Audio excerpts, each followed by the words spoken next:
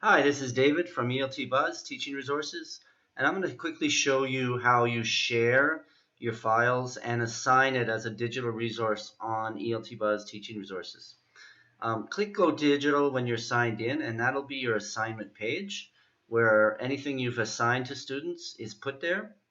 You assign it, you put it on this page by clicking the Go Digital button on any page.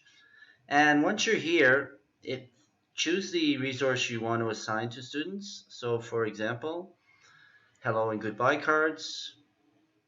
I copy this and I send it to the student. I can also share it on Google Classroom and put it as an assignment, and the student will click the link there and do the assignment. When the student clicks the link, the student will see the assignment, use our annotation tools to fill it out, or you might just want them to see the assignment or read it. Share a reader, share some reading material or listening material. So that's a good way just to share a link too.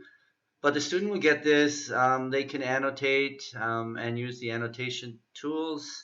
They enter their name and they save it. Once it's been saved, the student can send an email to their own address to return to this, or they can copy the link and save it somewhere else. So that's how you simply share your and assign your work on ELT Buzz Teaching Resources. This has been David, over and out.